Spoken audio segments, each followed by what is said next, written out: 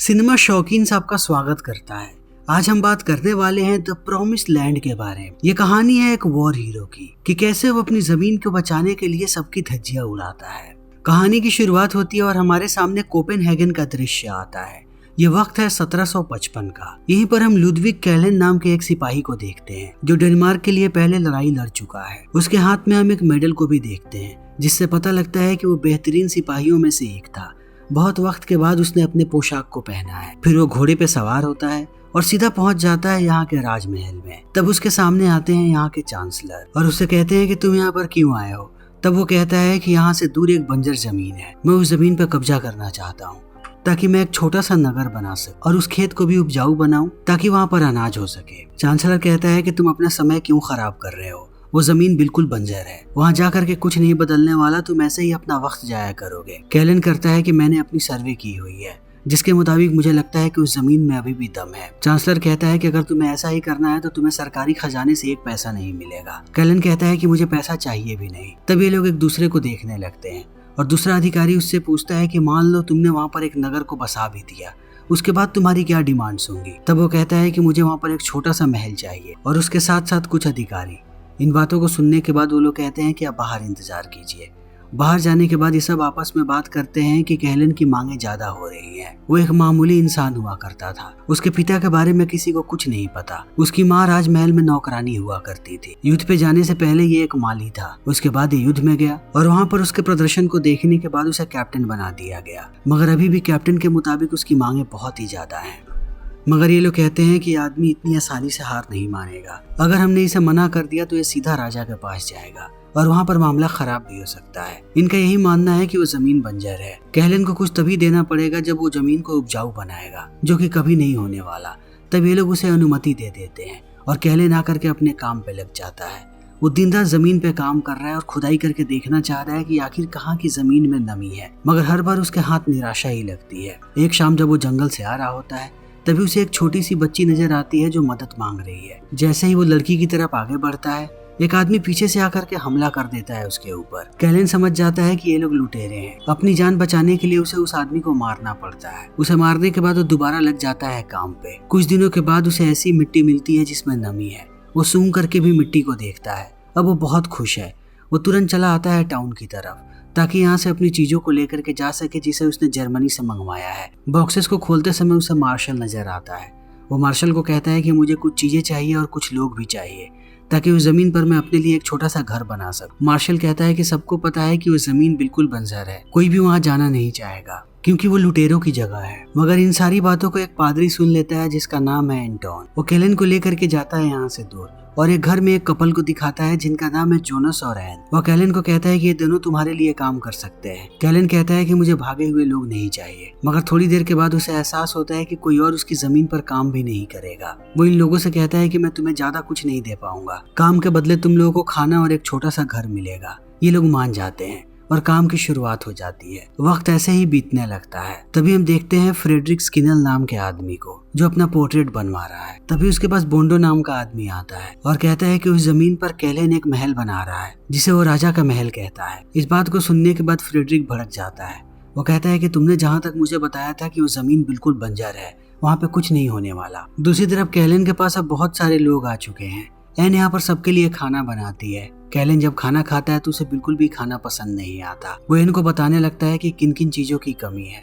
दूसरी तरफ हम एन को देखते हैं जो सारी चीजों को बहुत ही अच्छे से रखती है जैसा कि कैलन ने कहा है। रात में जब वो जोनस के घाव पे मरहम लगा रही होती है तब उससे कहती है कि अगले साल तक हम यहाँ से चले जाएंगे, मैं समंदर के किनारे रहना चाहती हूँ। मगर जोनस इस बात का कोई भी जवाब नहीं देता। वो देखता है कि अभी भी कैलन रात में बाहर काम कर रहा है। तब वो चला जाता है उसकी मदद करने के लिए। वहाँ जाने के बाद वो बहुत सारी चीजें बताता है खेत के बारे में। जोनस पहले एक किसान ही हुआ करता था और इन बातों से कैलन बहुत ही ज्यादा खुश है कि उसके पास अब कोई ऐसा इंसान है जो जमीन और मिट्टी के बारे में जानता है। बातों ही बातों में उससे जोनस पूछता है कि आखिर तुम यहाँ पर क्या उगाने वाले हो। मगर कैलन इस बात का कोई जवाब नहीं देता। तभी थोड़ी देर के बाद यहाँ पर वही लड़की आती है और एक मुर्गी को लेकर के भाग जाती है। कैलन अपने सारे आदमियों से कहता है कि तुम लोगों ने उस लड़की को रोका क्यों नहीं। तब वो कहते हैं कि वो लड़की शापित है, उसके ऊपर भूतों का साया है, अगर हम उसे पकड़ते तब हम भी शापित हो जाते। कैलन कहता है कि मैं अंधविश्वासों में नहीं मानता, अगर अगली बार वो आती है तो उसे पकड़ना। अगली सुबह एन देखती है कि यहाँ पर प्रेसलर नाम का आदमी आ रहा है जो यहाँ का सार्जेंट है। उसे देख करके एन और जोनस दोनों छुप जाते हैं। तभी कैलन बाहर आता है। प्रेसलर उससे कहता है कि मुझे फ्रेडरिक ने भेजा है, जो अभी यहाँ के कर्ता धर्ता है। वो चाहते हैं कि रात में तुम डिनर के लिए उनके महल पे आओ। उसके साथ साथ वो लोग पूछते हैं कि क्या यहाँ पर एन और जोनस है। तब कैलन मना कर देता है और शाम को पहुँचता है महल पे। तब उसकी मुलाकात होती है एक लड़की से जिसका नाम है एडल। बातों ही बातों में कैलन को इस बात का अंदाजा होता है कि एडल कोई आम लड़की नहीं है, वो नॉर्वे के काउंट की बेटी है। तभी उसे अंदर भेज दिया जाता है फ्रेडरिक के पास। फ्रेडरिक सबसे पहला सवाल यही पूछता है कि एक माली से कैप्टन बनने का सफर कैसा था। कैलन कहता है कि इस चीज में 25 सालों का वक्त लग गया। ये लोग खाना शुरू कर देते हैं।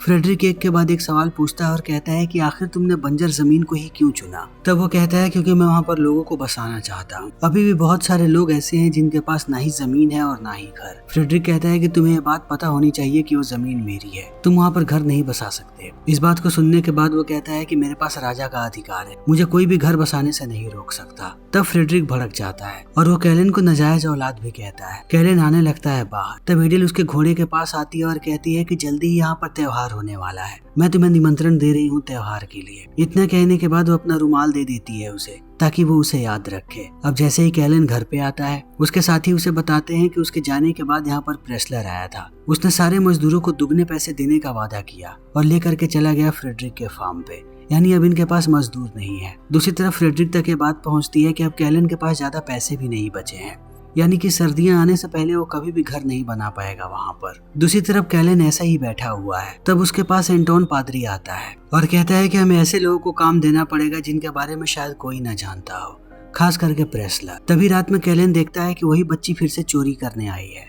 तब वो उसे पकड़ता है और धमका करके कहता है कि मुझे अपने कबीले के पास लेकर के चलो। वो लड़की उसे लेकर के जाती है। तब कैलन की मुलाकात होती है इनके मुखिया से। वो उसे कहता है कि मैं यहाँ पर लड़ने नहीं आया, मैं तुम लोगों को काम देना चाहता हूँ। आकर के मेरे जमीन पे काम करो, फिर तुम्हें चोरी करने की जरूरत नहीं पड़ेगी।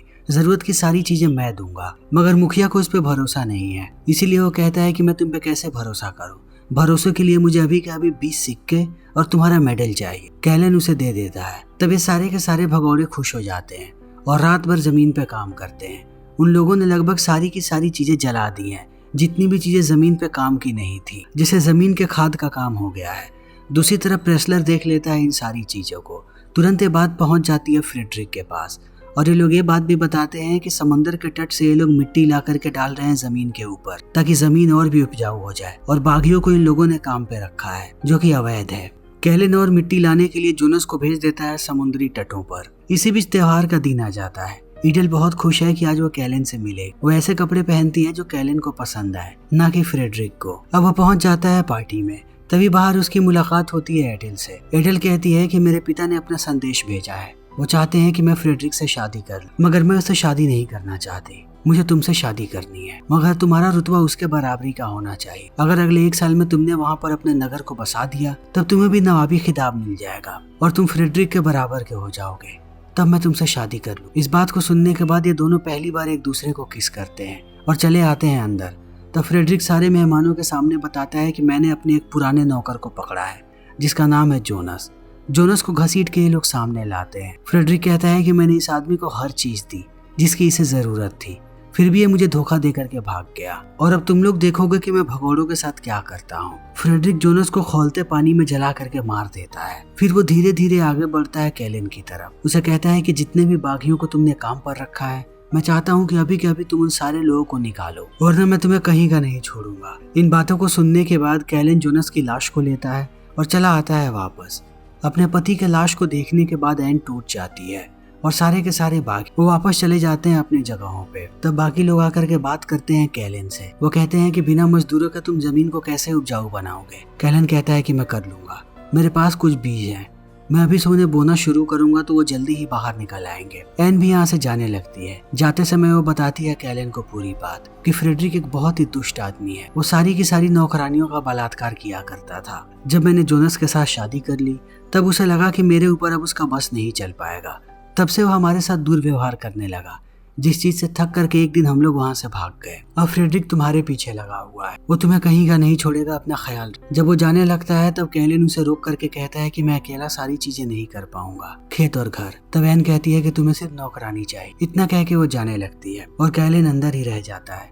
कुछ घंटों के बाद वो वापस आती है और कैलन से कहती है कि मुझे बताओ फ्रेडरिक किस चीज से डरता है। वो कहता है कि उसका सबसे बड़ा डर है कि उसकी बराबरी में कोई यहाँ पर खड़ा ना हो जाए, वरना वो बर्बाद हो जाएगा। एन कहती है कि ठीक है, मैं तुम्हारा साथ दूंगी, मगर मुझे फसल में एक हिस्सा चाहिए और उसके साथ साथ तुम्हें मुझे बताना पड़ेगा कि आखिर तुम खेत में क्या उगाने वाले। कैलन मान जाता है और लेकर के जाता है उसे नीचे बेसमेंट में और बहुत सारी आलू दिखाता है। कहता है कि आलू किसी भी चीज को झेल सकते हैं सिवाय सर्दी के, तो सर्दी से पहले हमें इसे उगाना पड़ेगा। उसके साथ साथ वो एन को ये बात भी बताता है कि उसकी माँ भी एक नौकरानी थी। इसी बीच इन्हें आवाज सुनाई पड़ती है। जैसे ये लोग दूसरे कमरे में जाते हैं, इनकी नजर पड़ती है मूस पे, यानी कि वो अपने कबीले वालों के साथ नहीं गई, वो यहीं पर रुक गई। वो कैलन को कहती है कि मुझे आपके साथ रहना है। पहले वो मना कर देता है मगर थोड़ी देर के बाद मान जाता है। अब ये सब लोग एक साथ मिलकर के काम कर रहे हैं। इन तीनों के अलावा यहाँ पर पादरी भी आते रहता है। इनके पास खाने के लिए ज्यादा चीजें नहीं है, मगर फिर भी ये लोग गुजारा कर रहे हैं और इंतजार में है कि जिस दिन यहाँ पर आलू की फसल होगी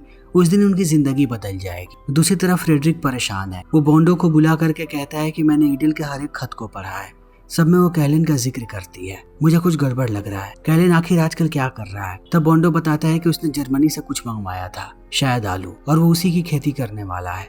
फ्रेडरिक कहता है कि आलू किसी भी जमीन पे हो सकते हैं, ये तो बहुत ही खराब बात है, हमें इस चीज का ध्यान रखना पड़ेगा। रात में जब सारे लोग खाना खा रहे होते हैं तभी फ्रेडरिक आ जाता है कैलन के दरवाजे पे। वो क्रिसमस के तौर पे इनके लिए खाना लाया है। वो कैलन को अपने बग्गी में बैठा करके कहता है कि मैं तुम्हें 2000 सिक्के दे रहा हूँ, इस जमीन को छोड़ो और जा करके कहीं दूर बस जाओ। कैलन सिक्कों को ले लेता है, मगर घर आने के बाद जब वो खाना खाता है तब उसका जमीर जाग जाता है। वो सारे पैसों को वापस भेज देता है फ्रेडरिक के पास, मगर जैसे जैसे समय बीतता है म्यूज की हालत खराब होने लगती है क्योंकि उसे भूख लग रही है। इस चीज को देखने के बाद कैलन अपने आप को नहीं रोक पाता। उसके पास एक बकरी थी, वो उसे काट देता है। तब कुछ दिनों तक ये लोग भरपेट खाना खाते हैं और आलू की खेती करना शुरू कर देते हैं। आलू को इन लोगों ने जमीन के अंदर डाल दिया है, मगर इसे उगने में अभी भी समय लगने वाला है। कैलन सबको बताता है कि एक बार आलू हमारी जमीन पे उग गया तब हम राजा को निरीक्षण के लिए बुला सकते हैं और वो हमें नगर के लिए चीजें दे दे और हम अपना पूरा का पूरा नगर बसा पाएंगे। इसी बीच कैलन और एन की नजदीकियां बढ़ने लगती हैं। ये दोनों शारीरिक संबंध भी बनाते हैं और पति पत्नी की तरह रहने लगते हैं। मगर अब बर्फ पड़ने की शुरुआत हो चुकी है। बड़ी मुश्किल से ये लोग अपने फसल को बचा रहे हैं। तभी मूस कैलन को दिखाती है कि एक आलू अंकुरित हो चुका है। इस चीज को देखने के बाद कैलन की खुशी का ठिकाना नहीं है। जैसे जैसे समय बीतता है फसल अच्छी होती है और ये लोग 80 बोरी आलू उगाते हैं और 1 बोरी आलू भेजते हैं चांसलर के पास, जिसे देखने के बाद वो लोग दंग रह जाते हैं क्योंकि कैलन ने अकेले ही इतिहास रच दिया है। जैसे ही राजा को ये बात पता लगती है वो कैलन को एक सरकारी मुलाजिम का खिताब देता है कि अब से वो राजा के लिए काम कर रहा है और उसके साथ साथ सबको अनुमति देता है कि वो लोग उसकी जमीन पर नगर बसाएं और 50 परिवारों को भेज देता है वहाँ पर रहने के लिए। जैसे ये लोग यहाँ पर आते हैं म्यूज को देखने के बाद डर जाते हैं क्योंकि सबका मानना है कि वो लड़की शापित है, मगर कैलन सबको समझाता है और कहता है कि वो लड़की तुम लोगों के पास नहीं आएगी। दूसरी तरफ एडल को भी ये बात पता लग जाती है कि कैलन ने क्या किया है। तब वो फ्रेडरिक को कहती है कि तुम्हें अब उससे अच्छे से पेश आना पड़ेगा। तब फ्रेडरिक भड़क जाता है और उससे कहता है कि क्या तुम मुझसे प्यार भी करती हो, मैं तुमसे शादी करना चाहता हूँ। तब एडल मना कर देती है। वो गुस्से में आकर के एडल की नौकरानी को फेंक देता है बाहर। वो भागता हुआ आता है प्रेसलर के पास और कहता है कि जितने भी कैदी हमारे पास हैं सबको बाहर निकाल और उन्हें छोड़ दो उसकी जमीन पर। जितने भी लोग वहाँ पर हैं वो सबको मार दे और उनके जानवरों को भी। ये लोग ऐसा ही करते हैं। ये लोग 2 परिवारों को मार देते हैं और उसके साथ साथ जानवरों को भी। उनकी लाशों को देखने के बाद अब भड़क जाता है कैलन और सीधा आता है महल में। फ्रेडरिक से कहता है कि मेरे लोगों से दूर रहो। फ्रेडरिक कहता है कि मुझे इस बारे में कुछ नहीं पता, शायद ये काम डाकुओं का है और वो दोबारा भी आ सकते हैं। तब कैलन उस पर बंदूक तान देता है और कहता है कि अगर ये दोबारा हुआ तो मैं चुप नहीं बैठूंगा। वो चला आता है घर पे वापस। तब वो देखता है कि ईडल भी यहीं पर आई हुई है। वो बताती है कि मैंने प्रेसलर को देखा था, उसने सारे कैदियों को बाहर निकाला था और मुझे ये बात भी पता है कि अभी वो सारे लोग कहाँ छुपे हुए हैं। इस बात को सुनने के बाद कैलन सीधा पहुंचता है सारे परिवारों के पास और उनसे कहता है कि हमें बदला लेना चाहिए। एक आदमी कहता है कि हम तुम्हारी शर्त मानने को तैयार हैं, मगर ये सब कुछ उस बच्ची की वजह से हो रहा है। पहले उसे यहाँ से निकालो, फिर तुम जैसा कहोगे वैसा ही होगा। कैलन मान जाता है। तब वेन अपनी नाराजगी दिखाती है, कहती है कि उसे ऐसा नहीं करना चाहिए, मगर कैलन नहीं मानता। वो मूस को ले जाकर के छोड़ देता है एक अनाथ आश्रम में, जहाँ पर उसे सारी चीजें मिलेंगी मगर उसे काम करना पड़ेगा। वो चला आता है वापस और रात को ये लोग हमला कर देते हैं उन सारे लोगों के कबीले पर जिन लोगों ने इन पे हमला किया था। इसी बीच ये लोग एक सरकारी अधिकारी को भी मार देते हैं, मगर प्रेसलर अपनी जान बचा करके भाग जाता है और सीधा आता है वो यहाँ पर फ्रेडरिक के पास। फ्रेडरिक कहता है अपने लोगों को तैयार करो, हम उसे मार देंगे। तब बोंडो कहता है कि तुम लोग क्या कर रहे हो, ये बिल्कुल सुनहरा मौका है, उसने एक सरकारी अधिकारी को मारा है, हम सरकार की मदद लेंगे, उसके ऊपर कार्यवाही होगी और हमारे पास गवाह के रूप में प्रेसलर भी है। ये लोग कार्यवाही को शुरू कर देते हैं। कार्यवाही के बाद केलिन से उसकी जमीन छीन ली जाती है और जमीन को कोई और नहीं बल्कि फ्रेडरिक खरीद लेता है। तब सारे लोग पहुंचते हैं केलिन की जमीन पे और जितने भी बसे हुए लोग हैं सबको कहते हैं कि उन्हें यहाँ से जाना पड़ेगा क्योंकि अब ये जमीन फ्रेडरिक की है। तभी केलिन इनके सामने आता है। हमें पता लगता है कि एन भी केलिन को छोड़ करके चली गई क्योंकि उसने मूस को अनाथ आश्रम में डाल दिया। अब फ्रेडरिक यहाँ पर राजा के लोगों को लेकर के आया है। इनके पास आदेश है कि वो लोग गिरफ्तार कर सकते हैं केलिन को। केलिन कुछ नहीं कर पाता, उनके साथ जाने लगता है। तब इस बात पे पादरी आवाज उठाता है। प्रेसलर सीधा गोली मारता है पादरी के गले में। पादरी की मौत हो जाती है। महल में ले जाने के बाद ये लोग उसे टॉर्चर करना शुरू कर देते हैं। दूसरी तरफ एन को यह बात पता लग जाती है कि गिरफ्तार कर लिया गया है केलिन। फ्रेडरिक केलिन को कहता है कि अगर तुम सबके सामने बोल दो कि वो जमीन मेरी है तब मैं तुम्हें जिंदा छोड़ दूंगा। केलिन कहता है कि ऐसा नहीं हो सकता, वो जमीन राजा की है। फ्रेडरिक कहता है कि तुम बहुत ही बुरी मौत मरोगे, मैं तुम्हें खौलते हुए पानी में डालूंगा। तभी एडेल अपना एक संदेश भिजवाती है यहाँ पर फ्रेडरिक के पास। तभी हम देखते हैं कि एन भी महल में आ चुकी है नौकरानी बन करके और उसने फ्रेडरिक के ड्रिंक में जहर मिला दिया है। एडेल भी इस चीज को देखती है। वो टेबल पे जाकर के बैठ जाती है। जैसे ही फ्रेडरिक आता है वो उसे कहती है कि अगर तुमने केलिन को छोड़ दिया तो मैं तुमसे शादी कर लूंगी। फ्रेडरिक मान जाता है। वो कहता है कि अब मुझे तुम पे भरोसा नहीं, मुझे अभी के अभी तुम्हारे साथ इंटीमेट होना है, तब मैं मानूंगा। इतना कहने के बाद वो ड्रिंक पीता है और आगे बढ़ने लगता है एडेल की तरफ, मगर उसे पता नहीं था कि ड्रिंक में जहर था। वो नीचे गिर जाता है। तब आती है यहाँ पर एन। वो सबसे पहले फ्रेडरिक के लिंग को काटती है, उसके बाद उसके गले को काट देती है। सारे लोग इस नजारे को देखने के बाद दंग रह जाते हैं। एन को सबने गिरफ्तार कर लिया है। सुबह सुबह यहाँ पर मार्शल आता है और वो आजाद करवा देता है केलिन को। केलिन को कहता है कि राजा को पूरी कहानी बताने में वक्त लग गया, मगर अब तुम आजाद हो।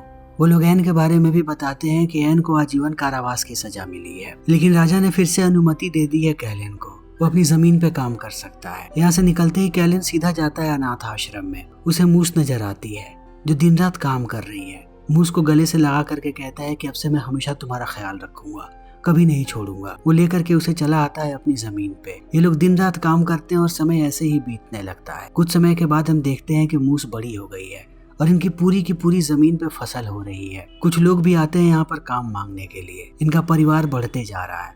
तभी एक दिन राजा के अधिकारी यहाँ पर आते हैं और बताते हैं कि उसे फिर से रॉयल खिताब दिया गया है। उसके साथ साथ साल में उसे 2000 सिक्के मिलेंगे। 2000 सिक्कों के साथ साथ यहाँ पर 40 और जर्मन परिवार को भेजा जा रहा है। केलिन खुश हो जाता है। तभी मार्शल आता है और बताता है कि तुम्हारे अनुरोध को फिर से खारिज कर दिया गया है। एन की सजा कम नहीं हुई, बल्कि इस बार उसे गुलामों की जेल में भेजा जा रहा है जहाँ से कोई भी जिंदा नहीं बचता। इस बात को सुनने के बाद केलिन भड़क जाता है। अगले ही दिन वो मूस को कहता है कि तुम उस लड़के से शादी कर लो। उसे पता था कि ये दोनों एक दूसरे को पसंद करते हैं। वो मूस को कहता है कि तुम्हें अभी उस लड़के के साथ यहाँ से जाना पड़ेगा। मूस आधे मन से यहाँ से चली जाती है। केलिन को बहुत तकलीफ होती है मगर वो कुछ नहीं कर सकता। उनके जाने के बाद वो घोड़ा लेकर के निकलता है। उसे पता है कि एन को किस बग्गी से भेजा जा रहा है गुलामों की जेल में। वो रास्ते में ही बग्गी को रोकता है, लोगों को मारता है और घोड़े पे बैठा करके एन को लेकर के भाग जाता है यहाँ से। यानी कि उसने अपनी जमीन को छोड़ दी। वो अब एक भगोड़ा है, मगर एन के साथ वो भगोड़े वाली जिंदगी बिताने को तैयार है। उसे अब रिश्तों की कद्र है और अपने लोगों की भी। उसे पता है कि रिश्ते और अपने लोग जमीन से बड़े हैं। फिर इसी के साथ ये फिल्म यहीं पर खत्म हो जाती है। दोस्तों, हमारी आज की ये वीडियो यहीं पर खत्म होती है। अगर आपको हमारी ये वीडियो पसंद आई हो तो इसे लाइक करें, शेयर करें और चैनल को सब्सक्राइब करें। Thank you.